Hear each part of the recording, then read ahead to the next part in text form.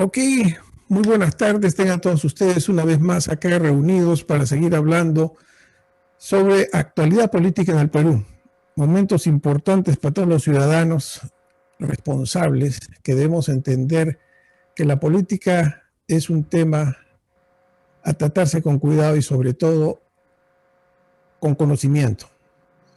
Es importante, la gente nos escucha y esta tarde vamos a tener todos los participantes de este grupo de salesiano, de exalumnos salesianos, todos profesionales, como ya conocen a muchos de ustedes aquí, y vamos a continuar con la segunda parte de la presentación de Actualidad Política por el ingeniero Luis Vargas, a quien le doy la palabra para que abra esta tarde en la conversación.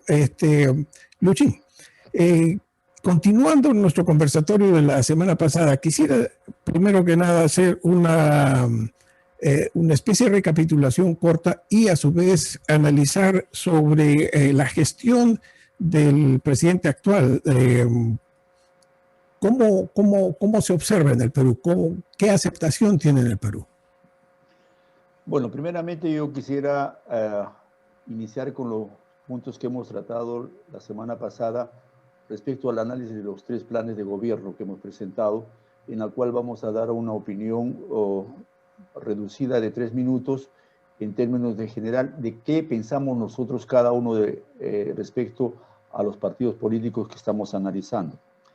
Con respecto al señor presidente actual, realmente tu pregunta es bastante importante por el hecho de que es un gobierno de transición en la cual definitivamente pues quisiéramos que se logre, el objetivo primordial es que la pandemia se logre controlarla, ¿no? ¿Y cómo lograr esto? Las opiniones son diversas y definitivamente pues aparentemente no, es un presidente, no aparentemente, considero que es un presidente que tiene una cierta actitud de poder lograr, pero dentro del entorno, lo que significa el país, hace que estas actividades no se logren los objetivos correspondientes. Eso en términos generales, y esperemos que pronto pues logremos elegir nosotros al mejor presidente que podría gobernar en esta etapa el Perú. Eso por mi parte. Entonces tú continúa, Ángel, para dar el punto de vista de cada uno. Ok. Quisiera empezar con Iván Barrio. Habías planteado sobre la actuación del presidente con relación al programa de vacunas. Dime, ¿cómo está la ejecución, distribución, abastecimiento y vacunación de la población? ¿En qué tiempo se prevé que la población esté vacunada? Mira, sí. Muchas gracias, Ángel, por darme el pase. Mira, yo he visto con mucha preocupación que este señor, con todos los títulos que tiene, no es un hombre pragmático, no es un estadista, no es un político que pueda resolver este tipo de problemas como se debe. Cuando él vio que no tenía a alguien al costado que pudiese ayudar, escogió la Macepi, una persona que estaba en 3 periodos y cuya actuación ha sido corrupta. Esas son las cosas preocupantes con este presidente. Pero ha tenido la suerte que detrás de las negociaciones que se iniciaron con Vizcarra todavía, él ha podido hacer la negociación, pero no él, sino otros intereses. Porque si ustedes ven, ha comprado la vacuna más cara. Y eso está mal, son malas decisiones. Y siempre le vamos a reclamar de que estas vacunas no van a llegar en el tiempo necesario. Se está creyendo que a nosotros, por lo menos en lo que me toca a mí, me van a vacunar en agosto. ¿Cómo es que en Chile han avanzado tanto? Y acá en Perú estamos así tan fregados. Entonces, pienso que por mucho que sea un gobierno de transición, él solo se está abocando a las vacunas, cuando necesitamos oxígeno, cuando necesitamos medios de transporte, cuando tenemos que pagarle a los médicos todo lo que se les ha ofrecido. Entonces, no veo yo que él, por ejemplo, diga, a ver, que el Congreso se dedique a dejar al próximo gobierno por lo menos cuáles son los artículos de la Constitución que deberíamos de cambiar para que el próximo Congreso diga esto sí, esto no.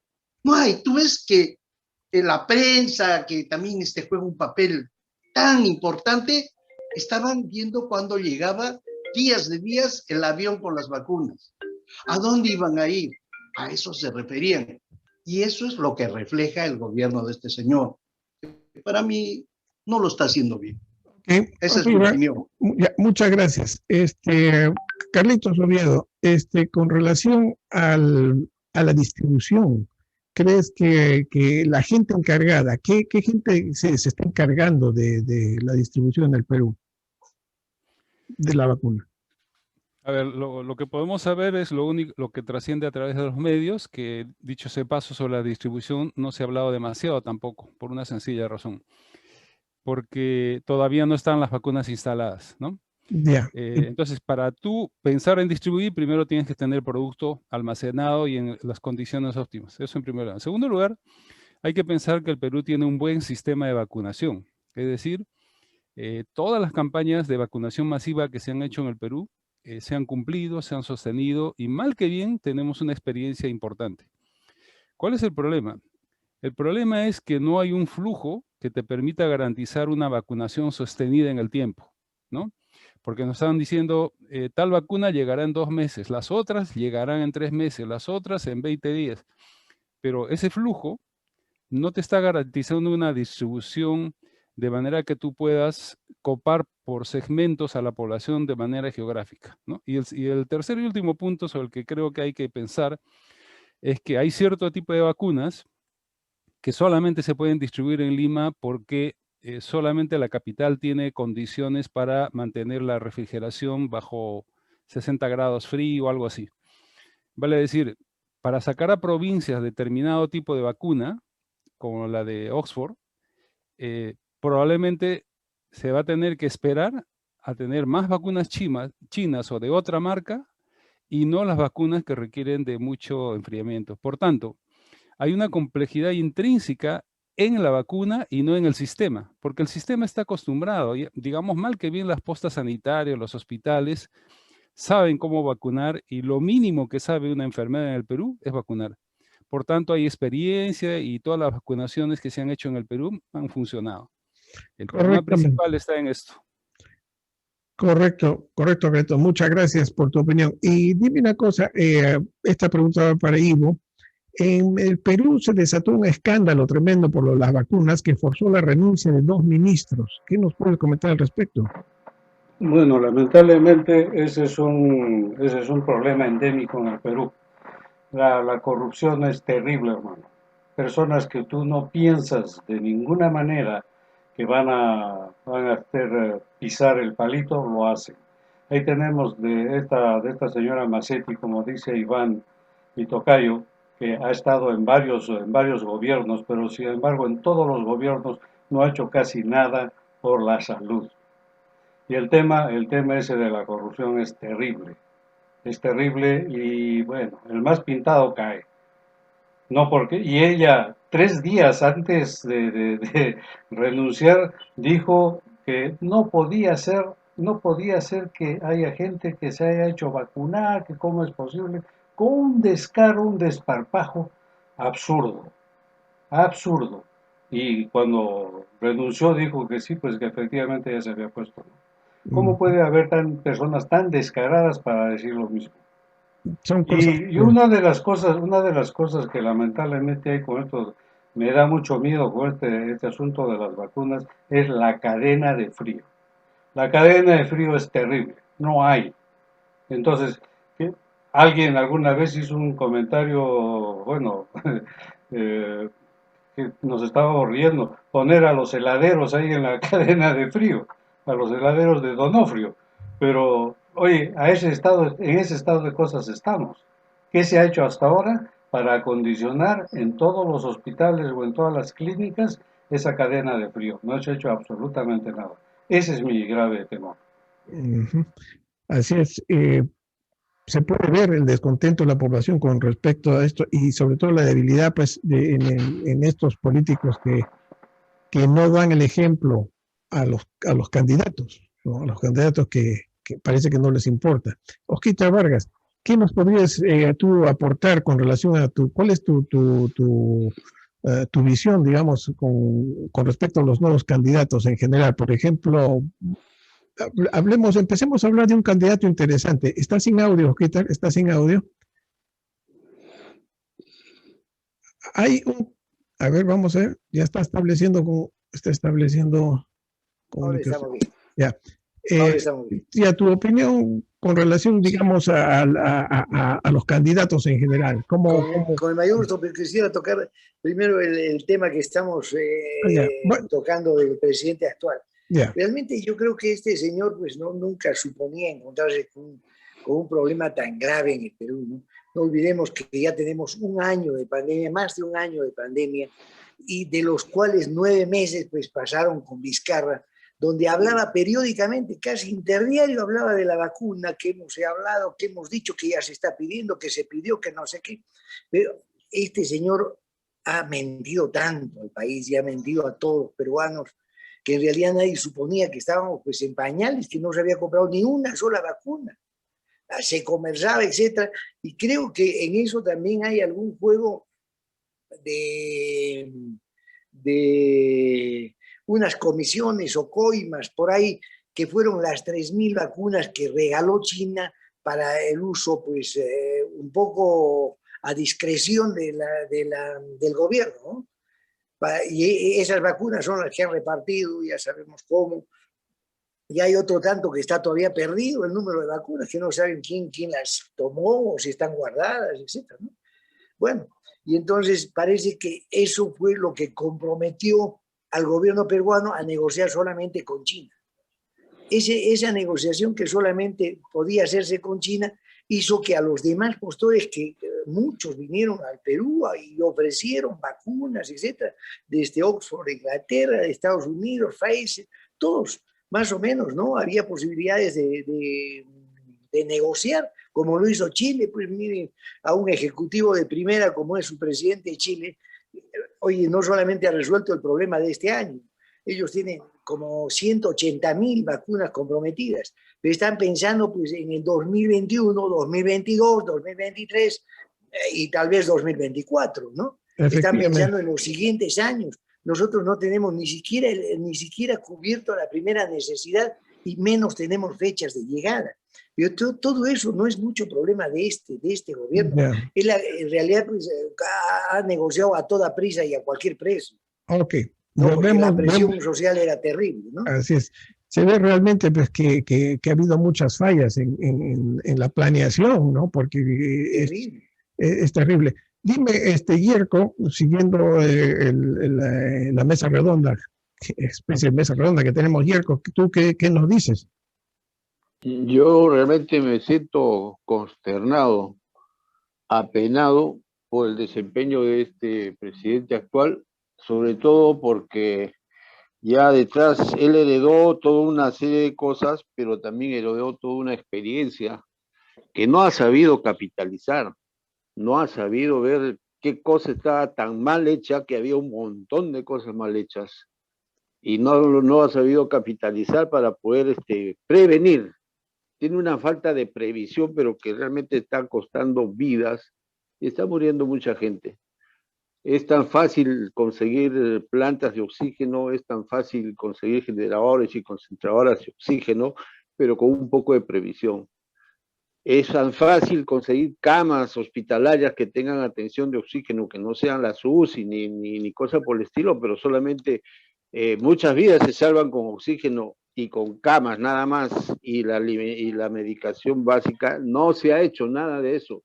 Se han puesto a hacer una repetición de lo mismo, a repartir bonos, como si la repartición de bonos fuera la gran solución, cuando en vez de ser solución muchas veces ha sido un tremendo tropiezo. Con tanto dinero que se gasta en ese tipo de cosas, ¿cuántas plantas se han podido hacer? ¿Cuántas camas se han podido hacer? Colegios vacíos que están ahí, ¿por qué no se han habilitado? Es una desgracia y una falta de previsión que se está pagando con vidas. Falta, por ejemplo, no solamente oxígeno, falta agua en muchos sitios, el hambre. Nos está dando el pueblo lecciones de vida de cómo se puede afrontar el hambre. Hay ollas comunes, pero esas ollas comunes desgraciadamente están vacías. ¿Qué cuesta organizar y llenar esas ollas comunes en forma continua en tantos lugares en que se está necesitando realmente y hay que salir a como dé lugar para poder conseguir llenar esa ollita común o en alguna forma la ollita de la casa para poderse mantener en esta pandemia? Mucha falta de previsión, una inercia totalmente desagradable. Correctamente, mi querido Yerko. Freddy, si nos aportas algo en tu opinión con relación a esto de la vacuna. Hola, ¿estoy con el micro? Sí. ¿Se oye? Adelante, Freddy. Adelante, Freddy. Allá. Sí. Bueno, en realidad yo creo que ya los que me han antecedido lo han dicho ya casi todo, ¿no? Lo único que a mí también, como el resto, me preocupa bastante y me da cierta desconfianza en que en este gobierno se pueda lograr lo que estamos ofreciendo. Hay una meta de 48 millones de vacunas a comprar o a traer y su objetivo es vacunar a un 60% de la población para agosto. Me imagino que ahí debe estar considerado las personas que estamos dentro de la edad que estamos, ¿no? Pero ha salido también un infectólogo, el 60% de la población es imposible. Este médico calcula que al ritmo que va la vacunación y al ritmo que vienen las vacunas, él prevé que para el 2024 quizás esté vacunado todo el país. Imagínate. 2024. Te agradezco este informe. Mira, hasta el 2024. Falta eso bastante. es lo que, según hace los datos y estadísticas de este infectólogo. Bueno, entonces eso es preocupante, es muy preocupante, ¿no? Ya, okay, y desconfianza, pues. Ya, ok. Sí. Muchas gracias por ese aporte. Fíjate, el tiempo se nos pasa rápido. Vamos a pasar a hablar sobre el candidato Forsyth, que parece que está tomando cierta fuerza. Luchín, ¿podrías opinarnos y decirnos cómo va la campaña del candidato Forsyth? Audio. Tu micro.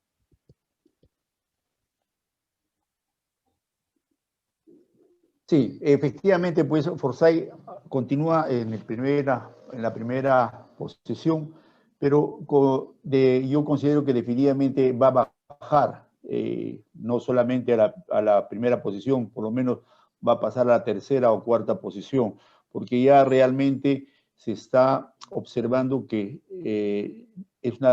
está bien, está la juventud, que es la que va a liderar en el país, pero le falta mucho para lograr ser presidente.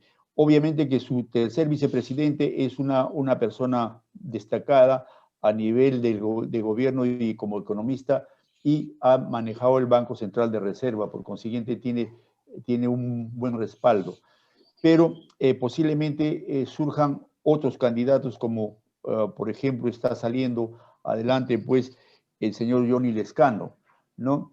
Que tiene una visión bastante complicada y que tal para el país pues está pensando que los recursos naturales vuelvan al Estado y que prácticamente las empresas que se las va a contratar solamente van a ser para que se les pague la explotación, o sea, como una especie de service, un absurdo que posiblemente pues por la posición que tiene podría mantenerse, pero no sé si realmente logrará que en el ámbito mundial alguien quiera invertir o trabajar de esa forma. Luego tenemos pues definitivamente al señor que hemos estado hablando, López Aliaga, que también pues ya hemos visto que tiene un plan de gobierno excelente, pero como persona y como accionar de lo que realmente se está comentando hoy en día en los medios de comunicación y que sabemos pues que también es una persona que hace muchos lobbies y que tiene una posición contra la izquierda definitivamente muy fuerte, pero tiene una posición de lo que significa tratar las empresas o el país a través de lobbies, y él no ha demostrado que realmente pues como en Machu Picchu o la línea que tiene como poder no deja que entren otras empresas. Entonces, un tipo bastante peligroso en términos generales, pese a que su plan de gobierno es importante. El plan de gobierno de Guzmán, como les comenté en un momento determinado, es un plan de gobierno con mucho mayor visión futura. Tiene una proyección de no solamente un quinquenio, sino tiene de 20, 30 años. Pero definitivamente considero que no va a ser en esta posición de esta época. No creo que logre una posición actual, pero en lo futuro posiblemente vayamos a tener a él más adelante, una vez que se plasme y se asiente mejor. Eso en términos generales para dar el paso a otros compañeros. Correcto. Carlos, hemos escuchado las opiniones sobre Forsyth y Rafael López Aliaga. Rafael López Aliaga, el cual últimamente está creciendo en popularidad, tiene planteamientos interesantes, pero a su vez es una personalidad controversial, porque se muestra como un hombre bastante honesto, casi puro y santo, porque confiesa que comulga a diario y va a misa todos los días y se reza el rosario. Pero ¿tú crees que eso le da una imagen de honestidad mayor? Y por otro lado se le pinta como el lobista, y actualmente yo escuché una última entrevista con Hildebrand, el cual decía de que él no está de acuerdo con el monopolio, y que inclusive ya en el Perú se han dictaminado, el Ministerio de Transportes ha dictaminado unos cambios rapidísimos para una nueva empresa que ha postulado a tener la concesión del Ferrocarril del Sur, y han hecho unos cambios en el ministerio en cosa de 15 días con relación, digamos, a los seguros que tenían que pagar. La compañía de Rafael López Aliaga había tenido que pagar cerca de una fortuna, como de 11 millones, entre 11 y 20 millones de dólares por los seguros, y la nueva compañía a la que está postulando tiene que pagar solo $100,000. ¿Qué opinas sobre, digamos, sus planteamientos? ¿Hasta qué nivel hay honestidad en todo esto? Es un poco difícil decirlo, ¿no? Lo que parece estar claro es que su plan de gobierno es un plan de gobierno razonable, digamos, orientado al desarrollo económico. Sin embargo, no deja de o sea, aparenta una posición casi confesional, en el sentido de que todo lo que sea educación, la orientación de salud, va a responder a una convicción cristiano-religiosa bastante cerrada, ¿no? Sus expresiones no son para vender un plan de gobierno de largo plazo. Sus expresiones están vinculadas más bien a polarizar y en consecuencia ganar visibilidad. Él gana visibilidad cuando habla mal de alguien o toma posiciones radicales. Por ejemplo, cuando dijo que las niñas que han sido violadas, él las pondría en un hotel 5 estrellas y que ahí con todos los cuidados den a luz a los hijos de los violadores. Francamente, eso traduce un poco la posición de una persona que cree que el Estado soy yo. Es decir, no se pone en el rol de estadista y no está vendiendo un plan de gobierno. Está moviéndose en función de sus propios intereses, de sus apetencias y de su conducta que lo traiciona, digamos, ante la prensa o ante las cámaras. Con respecto a la honestidad, a la sinceridad que tú dices, bueno, a la persona hay que juzgarla por los hechos, ¿no? Su trayectoria empresarial en el Cusco creo que habla por él.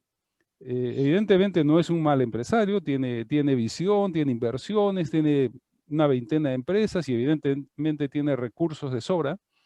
Sin embargo, eso no garantiza que sea un buen gestor, porque tampoco tiene visión de estadista ni ha hecho antes un puesto por elección.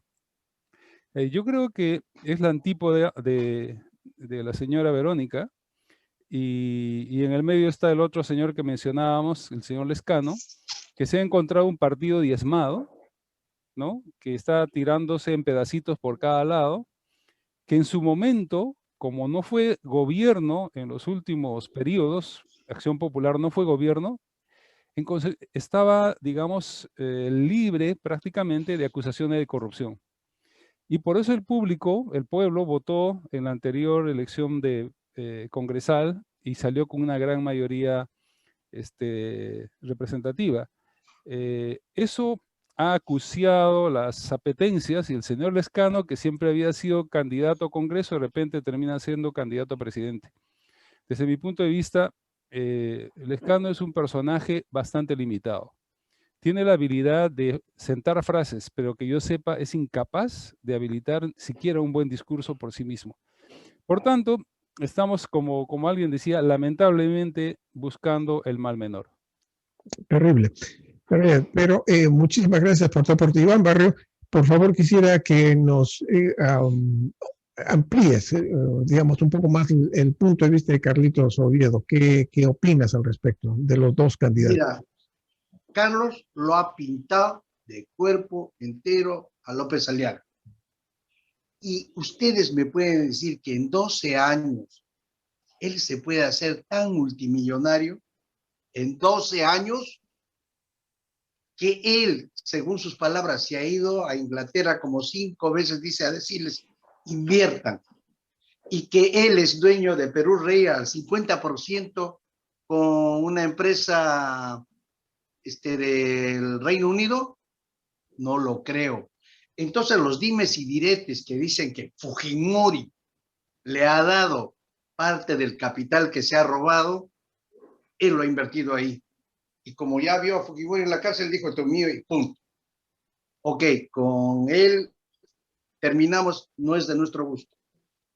El alcalde Forsyth, el exalcalde Forsyth, si bien que es cierto, en la alcaldía demostró ser un hombre de agallas, de tomar decisiones, de querer hacer las cosas bien, porque muchas cosas ha hecho bien. Claro que para presidente de la República no lo creo capaz, porque cuando dijo que los profesionales que tenían que hacer cerumen, me quedé impactado. Dije, no sabe lo que es un serum y tampoco sabe lo que es un cerumen entonces. Entonces me desconsuela y digo, pensé que este tipo tenía algo de estudios y con esa capacidad de tomar decisiones como un hombre, como un líder debe hacer, ¿no? Tomar decisiones fuertes y buenas, podría ser un candidato. Se me cayó. Al Lezcano también ya lo pintó Carlitos y de ahí no voy a opinar de Verónica porque ya ustedes tienen una propia opinión. Yo tengo la mía, que si digo algo me van a caer a palo. Okay, muchas gracias. Muchas gracias, Iván. Ahora quisiera saber qué opinas de todo esto. Ivo, tú que estás ahí con algo caliente en la boca. Vamos. No, hermano, yo no le voy a mi tocadito no lo puedo tocar. Lo puedo apalear, sí. Ya, a ver, vamos a ver, ¿qué nos dice? Bueno, ustedes saben, desde el principio, yo para esta lista que se está presentando para presidentes, a mí no hay uno que merezca la pena. Uno. Ninguno. Todos son, al cual más, no sé, sanguinarios, criminales, lo que quieran llamar. Ninguno, para mí ninguno. Pero sin embargo, hay que dar opinión sobre algunos. Yo digo, Forsyth es un muchacho que está trabajando, ha trabajado bien, como dice mi tocayo, ha trabajado bien en la municipalidad, ha hecho buenas cosas, pero yo creo que hasta ahí nomás. Y por ley, en el Perú, todos los que han sido alcaldes jamás han sido presidentes. Si no, míralo al Tucán, para empezar. Después, el fulano López, uy, ya Luchín y Carlitos han hablado sobre él y definitivamente pues no pasa nada. ¿Cómo vamos a votar por una persona así? ¿No? Y este fulano de López es del Opus Dei, por eso que habla de esa forma. Es Opus Dei el tipo. Entonces él habla de esa forma. Aparentemente tiene buenas ideas, pero por lo que pasa, no. Yo definitivamente no votaría por él. Y el amigo Lezcano, bueno, como dice Carlos también, hace años que no están en el poder y no se les ve nada corrupto, a excepción del amiguísimo, ¿cómo se llamaba? El otro. No, el otro, el de... Vitocho. El amigo Vitocho, que hablando, oye, socio de los chilenos en LAN, en algunas otras cosas, y todo lo que han hecho esos fulanos contra el Perú. Yo tengo una animadversión terrible sobre los chilenos. Los chilenos son terribles para nosotros.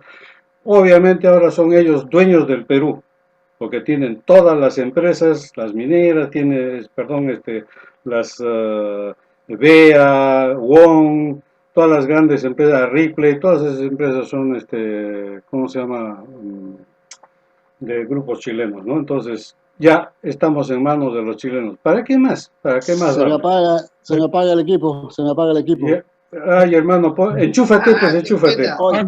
Ok, entonces le paso la palabra a Osquitar Vargas, ¿qué nos aporta con relación a estas últimas opiniones de Ivo? Que el Perú está en manos de Chile, ¿cómo es esto? Bueno, en alguna medida sí, pues hermano, tienen inversiones importantes, ¿no? Pero también, digamos, inversiones que han motivado un desarrollo sostenible del país. Esta modernización también ha llegado por los aportes económicos y la cercanía a Chile, que creo que esas inversiones han venido por ese lado, ¿no? Y efectivamente hay empresas como las comerciales sobre todo, pero en empresas mineras sé que es una sola la minera que tiene vinculación con Chile. Y de las empresas estas grandes como las AFP también hay una chilena, ¿no? Pero exceptuando eso creo que más o menos pues han contribuido también al desarrollo del país en estos últimos años, ¿no? Bueno, pero dime, perdona que te interrumpa, ¿crees que los nuevos legisladores consideren cambios en la Constitución, que consideren cambios en nuevas políticas de inversión extranjera para evitar esos casi monopolios que existen de extranjeros en el país?